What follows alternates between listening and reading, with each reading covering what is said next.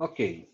Bem, então, dando continuidade, nós falamos no tópico passado sobre os diversos métodos, né, de estimativa de fluxos de calor e massa entre a biosfera e a atmosfera.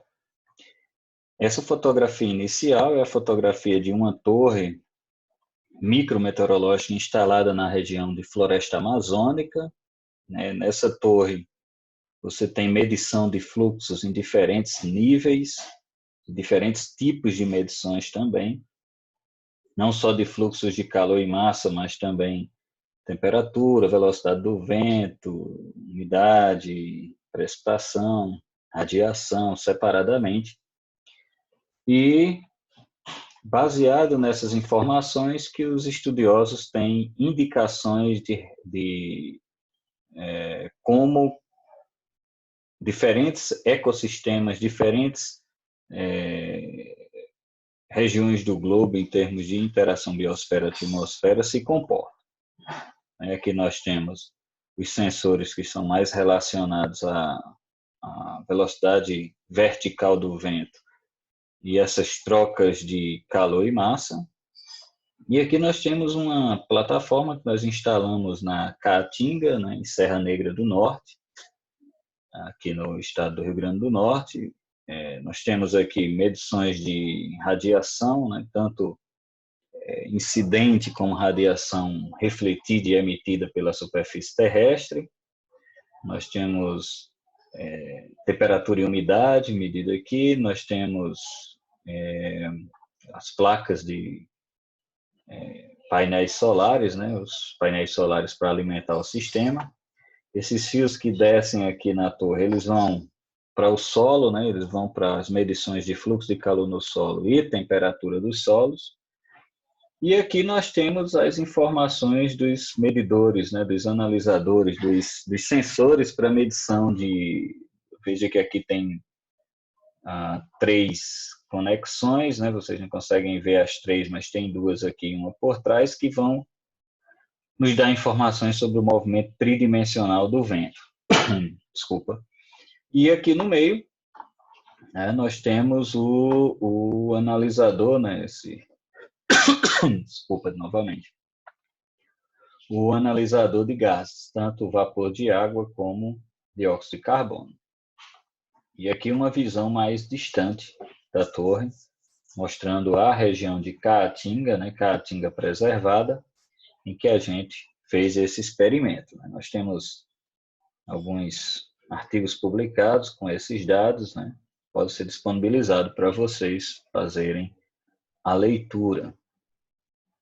E aí o método, né, aplicado, né, como a gente já falou para vocês, tem a ver com as médias de Reynolds, né, que você tem uma variável, mas por ela ser turbulenta, você tem um comportamento médio mais um desvio padrão, né, uma variação, uma flutuação em torno dessa média, e nós observamos que o que nos interessa, na verdade, não é o valor médio, mas a turbulência, mas o desvio padrão, que é exatamente quem vai nos dar esse movimento para cima ou para baixo. Então, é o que nós chamamos de fluxo turbulento, ou eddy flux. Então, o fluxo, né, vai ser relacionado a essa covariância, né, entre a velocidade vertical do vento e uma grandeza, que pode ser carbono, pode ser vapor de água. Só que não é somente isso, tem os termos de correções, que depende da condição, do ambiente, depende de vários fatores que a gente vai poder, né, ter uma ideia geral aqui. Então, veja só, nós temos diferentes tipos de analisadores de gases, de velocidade de vento, então só o fato de cada um desses modelos, né, que eu não vou estar tratando aqui, que não é uma disciplina de instrumentação ambiental, mas cada um desses modelos diferentes, eles têm limitações e têm correções a serem feitas. Então, já é um tipo de correção que tem que entrar nesse tipo de análise, que é a correção inerente ao próprio sensor utilizado, né? Tem sensor como esse aqui, né, que ele capta a informação da concentração de vapor de água né, e CO2 que está nessa atmosfera, ele capta e leva aqui para ser analisado dentro desse aparelho, né, que é o analisador de gases. Ele só captura a amostra e traz para cá para ser analisado. Então, esse é chamado de sistema, né, analisador de gases, né, por caminho fechado. É fechado porque o gás é trazido dentro desse tubo até esse nível. Mas tem o caminho aberto, que é esse aqui. Esse é somente um dos modelos. Esse é o anemômetro sônico, ele mede o vento tridimensionalmente, como esse aqui também mede, só que esse é outro modelo. Esse tem determinadas correções a serem feitas, esse tem as correções inerentes a ele. E o analisador de gás aqui não é caminho fechado como esse, que traz a amostra e já faz a análise da amostra aqui mesmo por infravermelho. Então, esse também tem limitações com relação à sujeira, né, nas lentes que estão aqui constituindo o aparelho, tem limitações com presença de água, né, de chuva nesse sensor e tudo mais. Então, são características que cada sensor tem com suas aplicações e limitações. E aqui está o sistema de funcionamento, né? Ele emite um feixe luminoso, né? E de acordo com o que passa aqui interferindo esse feixe de luz, ele vai capturar e vai identificar quantas moléculas de vapor de água e de CO2 está passando por esse ambiente, porque tanto vapor de água como CO2 responde diferentemente a essa interação com a radiação, com o feixe de energia que está sendo emitido aí. Então, os fluxos de calor e de CO2, eles são efetivamente medidos por essas equações, né? O de calor sensível tem a ver com a densidade do ar e o calor específico do ar, a pressão constante, são variáveis, são obtidas de acordo com as características da atmosfera, e a turbulência, né? Ou seja, a covariância entre a velocidade vertical do vento e a temperatura potencial naquela atmosfera. O fluxo de calor latente, que converte-se em evapotranspiração, é a densidade do ar, calor latente de evaporação, e a covariância entre a velocidade vertical do vento e o transporte, né, de umidade, que no caso aqui é representado pela umidade específica. E CO2, né, o fluxo de CO2, tem a ver com a densidade do ar e a covariância entre a velocidade vertical do vento e a concentração de carbono naquela atmosfera. Então, esses são os três principais fluxos de calor e massa que nós vamos encontrar hoje medido e disponibilizado na literatura para a gente poder avaliar a interação biosfera-atmosfera. Só que todos eles, lógico, passam, além dessas equações, tem os termos de correções, que são vários. Tem correções que estão relacionadas à própria densidade da variável em questão, e correções relacionadas à razão de mistura, tem a ver com o terreno, por exemplo, se o terreno é plano, se o terreno é inclinado, você precisa fazer uma correção e rotacionar os eixos para você deixar a superfície como se ela tivesse um comportamento plano, horizontal. Você tem correções da variação de densidade, correção da rotação do vento, correção da resposta dos sensores ao sistema, né, ao ambiente em que eles estão medindo. Então, são respostas que cada sensor tem independentemente. A separação entre sensores é importante de ser observado. Quanto mais distante, eles não enxergam as mesmas coisas. A questão das flutuações, quando usam tubos, como é o caso daquele sensor de caminho fechado, que ele capta a amostra e leva até o analisador, só o fato de passar por um tubo, ele já mistura com outros constituintes, e aí isso também tem que ser observado. A distorção ao escoamento de ar passar pela estrutura do sensor, isso também causa problema, entre vários outros outras correções que precisam ser observadas e precisam ser amenizadas quando se aplica essa metodologia. Então, lógico, é uma metodologia robusta que passa por todas essas correções que vocês estão vendo aí. Correções são muitas, mas também é importante destacar que elas já estão bem estabelecidas e têm sido testadas em vários experimentos de campo. E hoje você pode aplicá-las sem dificuldade, porque elas já estão disponíveis lá. A gente já falou um pouquinho, né, sobre esses balanços de carbono na interface biosfera-atmosfera, né? Você tem o GPP, que é a absorção de carbono pela vegetação, e a respiração, que é a emissão de carbono. Você tem esse componente. Basicamente, você tem esses três componentes. Essa é muitas vezes desprezado, esse armazenamento aqui. E o NEE é, na verdade, obtido pela medição do eddy covariance, né? Ele vai lá e mede o fluxo de carbono e você tem essa troca líquida do ecossistema com a atmosfera.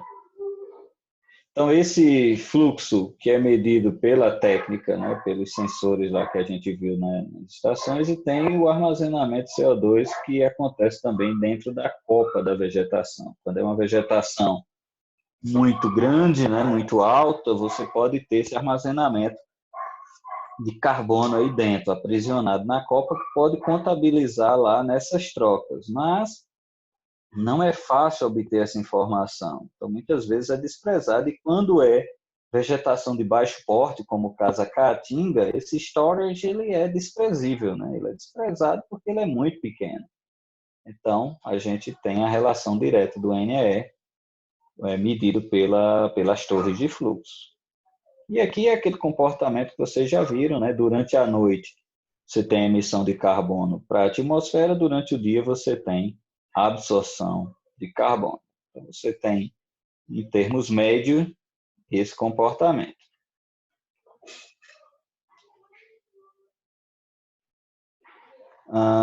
Bem, e aí entra os métodos que são indiretos, né, para a obtenção dos fluxos de forma indireta. Então, existem vários métodos, né, para estimar esses fluxos à superfície, né, que são obtidos a partir de medidas de variáveis meteorológicas. Então, você pega essas informações, né, as informações médias, e aplica essas informações a um formalismo que já existe, né, já definido. E o mais comum é através do uso de que nós chamamos de equações aerodinâmicas, né? Essas equações aerodinâmicas, elas vão relacionar esses fluxos turbulentos, né? Vai ter um comportamento lógico, analisando médias espaciais e temporais que você já está medindo lá dessas variáveis meteorológicas, e com isso você vai assumir alguns comportamentos, né? Você precisa fazer simplificações. Veja, por exemplo, você pode supor que o fluxo de calor sensível ele é proporcional à diferença de temperatura entre dois níveis, entre, por exemplo, a temperatura da superfície e a temperatura do ar, e essa altura aí onde a temperatura do ar é medida, ela precisa seguir um determinado padrão. Então, nesse caso, você tem, vamos imaginar, medida a superfície e medida a 2 metros de altura. Então, você teria uma camada aí de 2 metros, que daria o ΔT, né, a variação de temperatura nesses dois níveis. Você teria o gradiente de temperatura, que representaria o fluxo de calor sensível. Então, são algumas suposições que podem ser feitas para simplificar a aplicação da técnica, a obtenção desses fluxos turbulentos, não tomando medições diretas dos fluxos lá na atmosfera, mas pegando informações meteorológicas e transformando isso em análise de fluxo. Então, os fluxos turbulentos também seria, lógico, proporcional a velocidade média do vento, né, que você teria essa informação medida também naquela altura padrão, vamos usar aqui um termo, sei lá, 2 metros de altura, e a expressão para a obtenção do fluxo de calor sensível seria baseado nas médias de velocidade do vento e de temperatura. Então, você teria que H seria Cp, calor específico a pressão constante, e ρ, que é aquela densidade do ar que a gente já definiu anteriormente. Aqui você teria um termo, né, que seria um valor constante, que a gente vai falar daqui um pouquinho, velocidade do vento naquela altura de referência e o gradiente térmico entre a temperatura no nível de superfície e a temperatura do ar àquela altura de referência que eu escolhi. Por outro lado, nós teríamos a mesma coisa, né, para o LE. LE seria o calor latente de evaporação, densidade da atmosfera, esse CDE, né? Então, aqui você tem o CDH e CDE. Os dois, na verdade, representam os coeficientes de transferência, né, aerodinâmica para transporte de calor e para transporte de umidade, né? Então, esse coeficiente de transferência aerodinâmica, eles são, na verdade, valores que a gente vai assumir para determinadas regiões. E no caso do calor latente, no lugar de ser a diferença de temperatura, a gente tem a diferença de umidade em 2 níveis. Então, essas variáveis a gente já conhecem, com exceção do CDE e do CDH, que são os coeficientes de transferência aerodinâmica, que na verdade dependem muito das características da superfície, das condições da atmosfera e da altura que eu tomei como referência lá para as minhas medições. Okay? Então, esse seria um método aerodinâmico, em que eu tenho medições de temperatura e de umidade em 2 níveis da atmosfera, tenho a velocidade do vento em um determinado nível, e com isso eu consigo estimar os fluxos de calor sensível e calor latente. Lógico, existem vários erros associados a essas equações.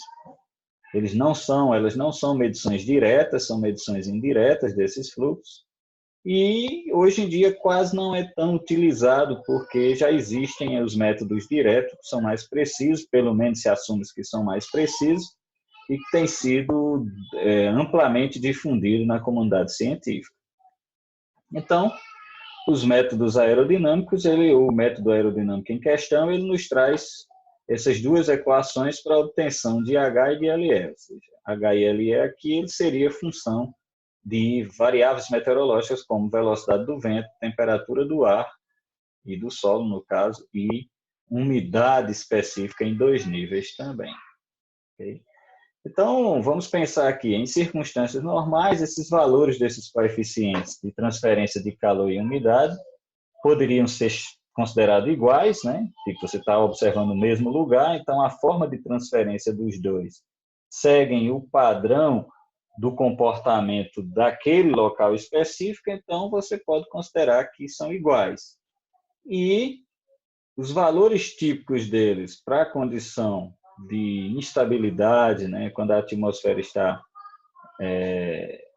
mais estável e as medições tomadas a uma altura de 10 metros acima da superfície, eles vão variar aí, dependendo da rugosidade daquela superfície em questão, ou seja, como aquela superfície dificultará o escoamento do ar sobre aquela área.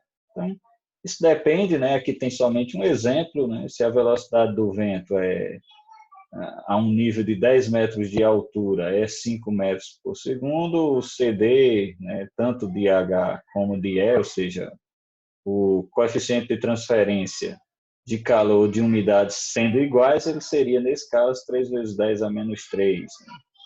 Então, você poderia ter um H, né, em torno de 15 watts por metro quadrado, baseado aí numa diferença de temperatura entre a superfície e o ar a 10 metros. Isso aqui é somente um exemplo para a gente ter uma ideia de como esses valores variam.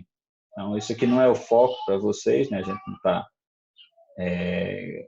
apresentando dados e ainda pedindo para vocês calcularem. Isso aqui é somente para vocês terem uma ideia que o fluxo ele seria obtido mediante esses dois níveis de referência para as medições, mas usando as equações de H e LE.